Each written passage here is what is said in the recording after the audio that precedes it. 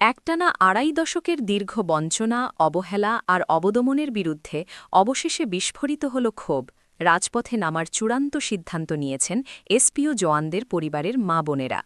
এতদিন নীরব সহ্য, চোখের জলে দিন কাটানো আর অসহায়তার বোঝা বয়ে বেড়ানো মানুষগুলো এবার সরাসরি প্রতিবাদের ভাষা বেছে নিয়েছে। অতি সম্প্রতি রাজ্যের বিভিন্ন প্রান্তে এসপিও জওয়ানদের পরিবারের মা বোনেরা নিজেদের মধ্যে যোগাযোগ স্থাপন করে ধারাবাহিক বৈঠকে বসেন। সেই বৈঠক থেকে একটাই স্পষ্ট বার্তা উঠে এসেছে, আর নয় অপেক্ষা, এবার লাগাতার আন্দোলন। তাদের একটাই দাবি, বছরের পর বছর জীবনের ঝুঁকি নিয়ে কর্তব্য পালন করা এসপিও জওয়ানদের চাকরি অবিলম্বে নিয়মিত করতে হবে। বৈঠকে সর্বসম্মতভাবে সিদ্ধান্ত নেওয়া হয়েছে, যতদিন পর্যন্ত এই দাবি পূরণ না হচ্ছে ততদিন পর্যন্ত আন্দোলন চলবে, পিছু হটার কোনো প্রশ্নই নেই। তবে সরাসরি আন্দোলনে নামার আগে শেষবারের মতো প্রশাসনকে সুযোগ দিতে চাইছেন তারা। সিদ্ধান্ত অনুযায়ী রাজ্য পুলিশের মহানির্দেশক এবং মুখ্যমন্ত্রী ড মানিক সাহার উদ্দেশ্যে ১২ দফা দাবি সম্বলিত একটি স্মারকলিপি প্রদান করা হবে। আগামী ২০ মার্চ রাজ্যের ৮টি জেলার প্রতিটি থেকে জেলা পুলিশ সুপারের মাধ্যমে এই স্মারকলিপি পাঠানো হবে মহানির্দেশক এবং মুখ্যমন্ত্রীর দপ্তরে। এটি হবে তাদের শেষ আবেদন। এরপর যদি সরকার নীরব থাকে তাহলে রাজ্যের প্রতিটি জেলায় শুরু হবে গণতান্ত্রিক কিন্তু দৃঢ় ও লাগাতার আন্দোলন।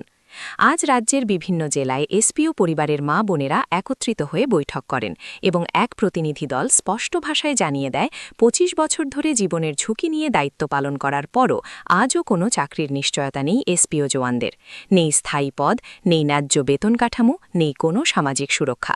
অথচ আইন শৃঙ্খলা রক্ষায় তাদের ভূমিকা কোনো অংশে স্থায়ী পুলিশকর্মীদের থেকে কম নয়। বর্তমান পরিস্থিতি আরও ভয়াবহ।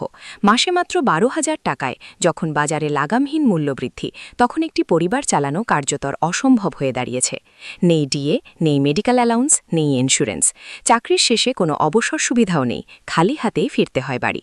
আরও মর্মান্তিক বাস্তবতা হল, চাকরিরত অবস্থায় কোনো জওয়ানের মৃত্যু হলে তার পরিবারকে প্রায় রাস্তায় নামতে হয়। রাজ্যে এমন একাধিক হৃদয় বিদারক উদাহরণ রয়েছে, যা প্রশাসনের উদাসীনতার নগ্ন চিত্র তুলে ধরে। এই দীর্ঘদিনের বঞ্চনা, অবহেলা এবং অন্যায়ের বিরুদ্ধে এবার আর চুপ থাকতে রাজি নয় পরিবারগুলো। স্ত্রী, মা এবং বোনেরা একত্রিত হয়ে আন্দোলনের ময়দানে নামার সিদ্ধান্ত নিয়েছেন। এতদিন যারা নিঃশব্দে কষ্ট সহ্য করেছেন, আজ তারাই হয়ে উঠেছেন প্রতিবাদের মুখ। এ যেন এক নতুন অধ্যায়ের সূচনা। রাজনৈতিক মহলেও ইতিমধ্যেই এই ঘটনাকে ঘিরে তীব্র চাঞ্চল্য সৃষ্টি হয়েছে। কারণ এতদিনের নীরব মানুষের এই জাগরণ যে কোনো সময় বড় আন্দোলনের রূপ নিতে পারে। তাদের একটাই প্রশ্ন, আর কতদিন এসপিও জওয়ানরা অনিশ্চিত ভবিষ্যৎ নিয়ে ঝুলে থাকবে? কবে মিলবে ন্যায্য অধিকার?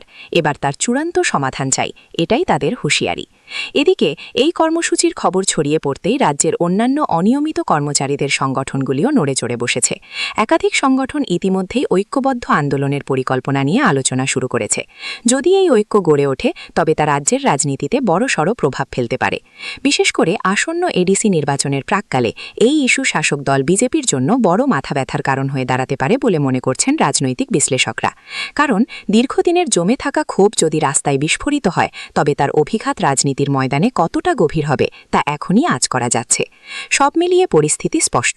এবার আর নীরবতা নয়, ন্যায়ের দাবিতে রাস্তায় নামতে প্রস্তুত এসপিও জওয়ানদের পরিবার।